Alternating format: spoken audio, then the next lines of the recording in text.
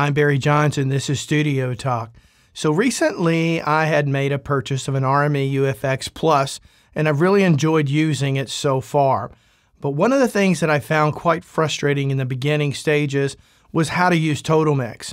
I found it very confusing and completely illogical compared to the many decades, or several decades at least, of digital audio workstations and how typical interfaces interacted with the digital audio workstation. And so I found getting over that hurdle to be quite difficult. Some people seem to pick up TotalMix very quickly, but I, like so many others, really kind of struggled with it for a minute. And so I'd watched all the training videos that RME had done, and I found them very ineffective, to say the least. I think they didn't really approach it, in my opinion, from the viewpoint of the average user. I think they approached it as they fully understood it, so therefore you had to kind of get it too. Well, that didn't work for me, and I found out from a lot of my viewers on the channel it didn't work for them either. So after I finally wrapped my head around it, I'm going to say I kind of cracked the code. And that is one of the things with TotalMix. Once you do get an understanding of it, you kind of get over that hump, and then everything becomes crystal clear to you. But getting to that point can be quite frustrating, because you'll move faders and you'll think you've got it for a second, then all of a sudden it would be driving you nuts because it wasn't working the way it was supposed to. So I decided that once I'd learned at least the basic fundamentals of using TotalMix, that I would do some training videos and really kind of put it in what my mama would call cornbread English. We're going to keep it kind of simple here. And so I'm going to do that for you over the coming week. Today's video is basically an overview, getting you started with it. And then shortly after this, we'll be coming in and going into some more knowledge and understanding of how TotalMix works. So hopefully by the end of the series of videos, you'll be able to get up and running in TotalMix very quickly. So let's move over to the computer and let's get started with it. All right, so here we are in the TotalMix window. One thing you're going to see right away in mic 9, that is my voice that I'm talking through right now. Really quick to show you. If you want to expand that, you just click on the toolbar. You'll see where I've got phantom power indicated, and I've also in mono. If it were stereo, that would be highlighted. And then I can set my gain when I've got it at 42 there. Okay, so you're going to see that kind of constantly through this because I have to record my mic. And so I'm going through TotalMix to do that. Now, there's one thing that I want to show you right off the gate that you probably need to understand. And that is ultimately, if you want to bypass everything within TotalMix, you can go up here to Options and then go down to Operational Mode. Once you're in Operational Mode, you can choose this option right here. All right, and you're basically bypassing TotalMix completely. And so you don't need to worry about it. It's working like any other interface that you're used to using. You're controlling all of your I/O from within your digital audio workstation. But if you want to take advantage, by default, it's set to full mode, which gives you the ability to use everything within TotalMix. And if you're watching this, you're probably wanting to understand how to do that better. So understand these are your options if you want to. My recommendation, if you're just getting going while you're actually working and creating music, choose this option. And then when you want to dig in and dive deeper into TotalMix, go back to this one. And once you learn it, then more than likely you're going to stay at this particular setting right here.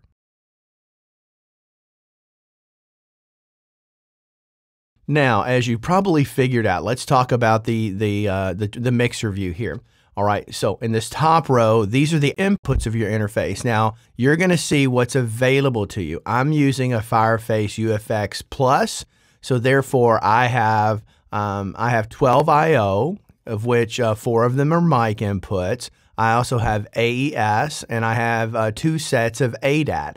So you can see here ADAT 1 through 8, and then the second series 9 through 16.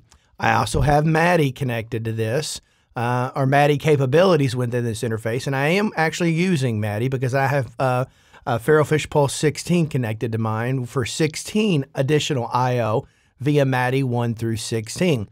But even though I'm only using 1 through 16, all of my I/O is available to me.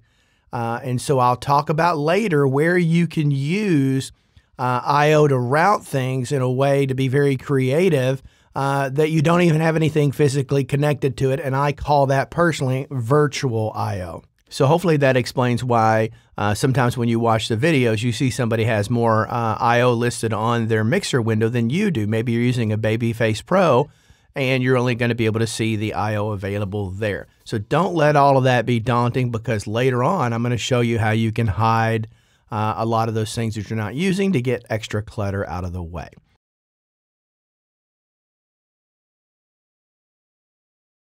So this top row right here, what I want you to see is these are your inputs. So picture you're looking at the inputs to your interface, okay? The inputs to your interface, that's what you're controlling here. So obviously, like I said before, this is mic input 9. So I've got my level set here. And if you go over here to New Window as an example, and I go over to the mix window, you're going to see where I've got that mic 9 coming in there. So I'm going to be able to get my metering and everything done in both locations. You can see there where my audio is recording. All right, so these are your inputs. I'll go into each one a little bit more later, but let's get a basic understanding of the I/O. Okay, this middle row right here, for most of you, you're probably not going to do a lot of messing with this initially, but this is all of your software playback. So in other words, typically your computer audio sound comes out of 1 and 2, okay? And then that feeds your ultimate outputs down below. So for right now, let's just kind of not think about this row right here. Later on, when I show you some other features, you'll see where this comes in handy. All right, down here below, you're going to see these are all your outputs. If I scroll across through here, I have the same amount of inputs and outputs across through here that I have up in my window up above, although I only have 8 outputs on the UFX Plus versus 12 inputs, which is why my outputs stop at 8 here. And then everything else continues the same. And then finished off over here, you've got your monitoring section. This is your main output. So this level right here is going to adjust the overall volume going to your speakers. That's your main output 1 and 2. And you can do 2 independent headphone outputs here. And you can, of course, set that up. And later on, we'll talk about how you can create different headphone mixes if you want to, utilizing TotalMix. But for right now, you do that, and we'll talk about how to control that and how to do things with that a little bit later on.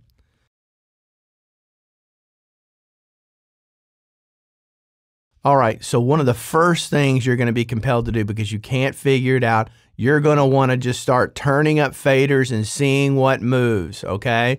And just adjusting faders. Do not do that. Do not do that. The more you learn about this, you'll quickly understand why you should not do that. So leave those faders alone. Do not touch them.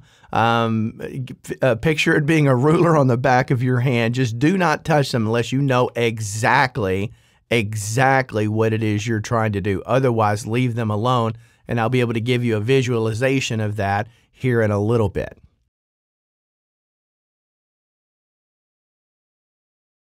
Okay, so now we're going to talk about this little blue box right here, and this is an important box, and there's certain things you just want to get your head wrapped around right away. First of all, up here between submix and free. For right now, until you've really got this down and you're an expert, when you're ready to go free, you'll know you're ready to go free, so stay away from that right now, and let's stay in submix, okay?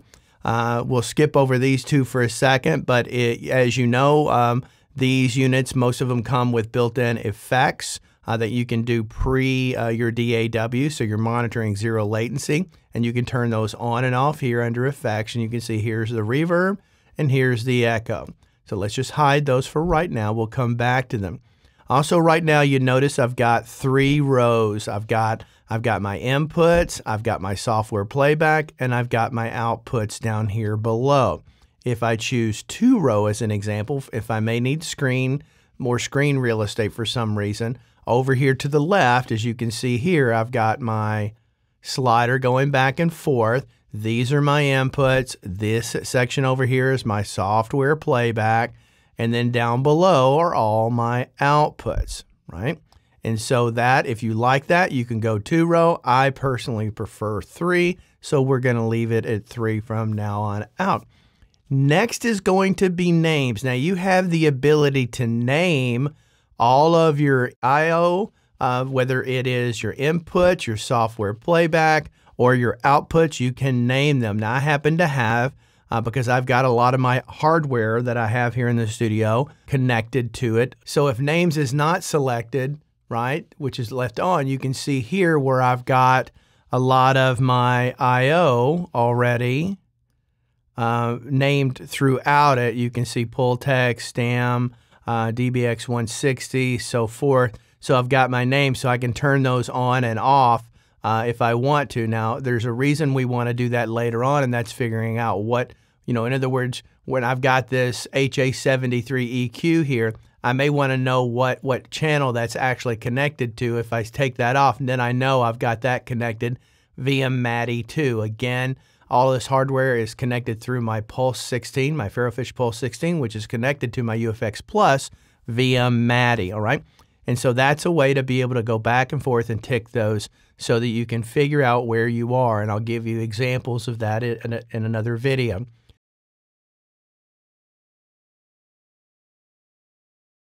So let's talk about naming right now. As I told you before, if I go up to Options and I go to Channel Layout, okay, Options and Channel Layout, you're going to see here I've got inputs, playbacks, and outputs, all right? So let's start with inputs as an example, and we can scroll down through here and we can choose, in my input as an example, in 1 and 2 on my interface, I have a Bluetooth receiver connected to mine.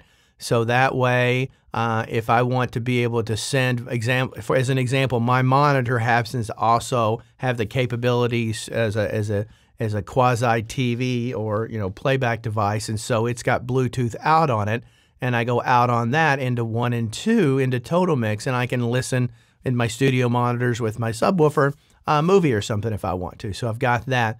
So if there's nothing written here, it's just going to default to the default, like analog 3, analog 4, 5, and 6. I also have a Kemper in my studio that I have connected. It says AES. You may say, well, Barry, the Kemper doesn't have an AES connection on it. It has SPDIF. That's right. I've got a box that converts AES SPDIF to AES. So that's how my Kemper is done. You can scroll down through here. Before I talked about the fact that I've got various hardware pieces routed through that. So as an example, if I've got my analog 3, let's say you wanted to do a Neve mic pre. Name it whatever you want. That's all you have to do is just go in there and type that name. Since I have plenty of Neve, but I don't have any. I don't have anything connected to that, so I'm just going to delete that. Same thing. I can do the same thing for my playback and the same thing for my outputs. You can see my outputs there, all the things we talked about below. And that's how you can go about naming, so that when you go back to TotalMix and you can see up here, you can see the names are written up here that I typed in up there. And so if I turn names off, then I'm just going to see the default naming of the I/O.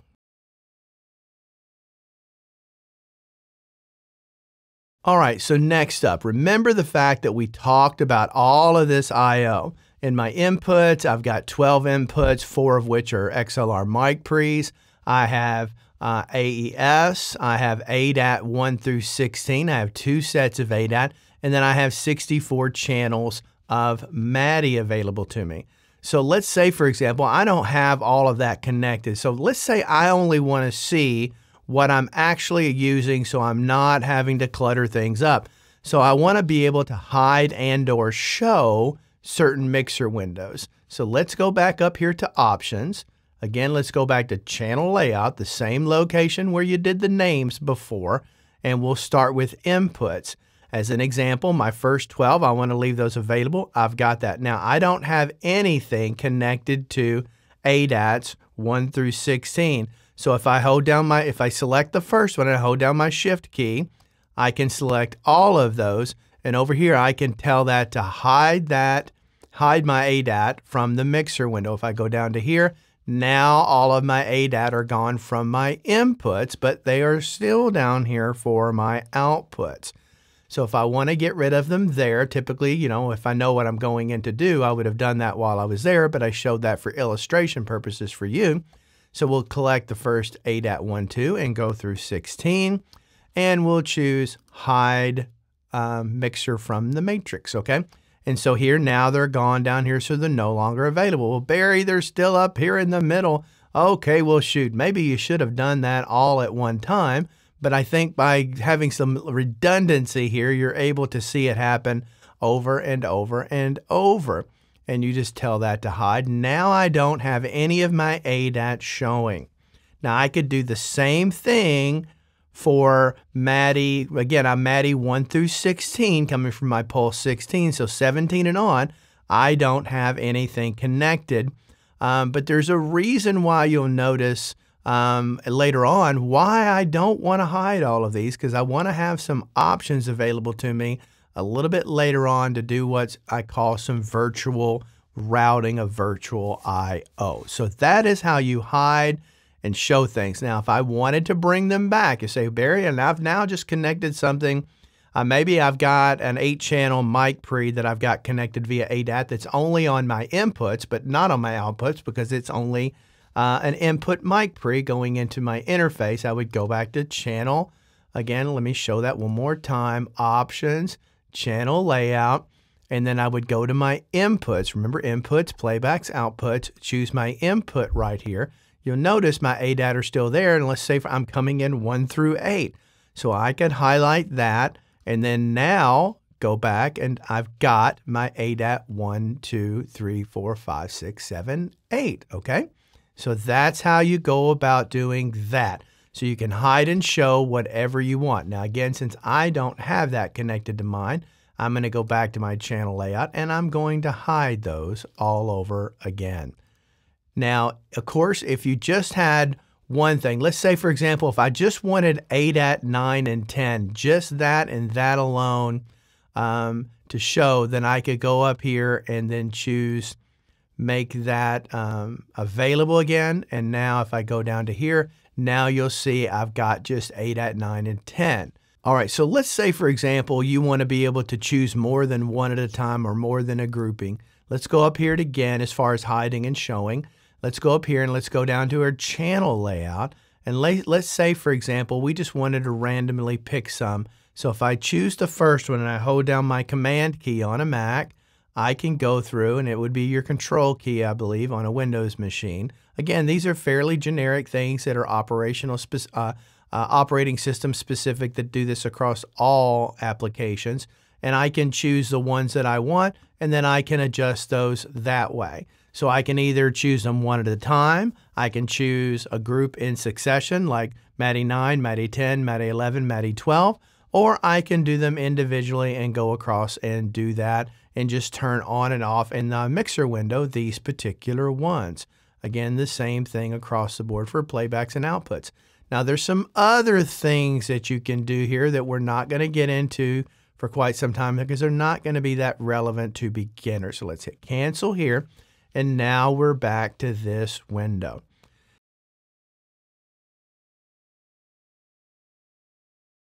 Now, this section right here called snapshots, this is actually important, and they sell a remote control interface that's connected via USB that enables you to select between these. And I'll show you later on why this will be important to you. But no, for right now in this video, we're not going to talk about it. But later on, you'll see where that is actually a pretty great feature. All right. Now, for example, if you realize, man, I have messed some things up. I didn't listen to Barry and I started raising a bunch of faders, and now I'm hearing things I shouldn't hear within my DAW. Maybe I've muted a particular mic channel coming in my DAW, but for some reason I'm still hearing it through my monitors. Well, more than likely that means that you've done some routing within TotalMix to have playback happening in both TotalMix and your DAW, so you can mute that bad boy all day long when you're within your DAW, and it's not going to mute it. But later on, I'll actually show you some real live examples of that because I have made that mistake.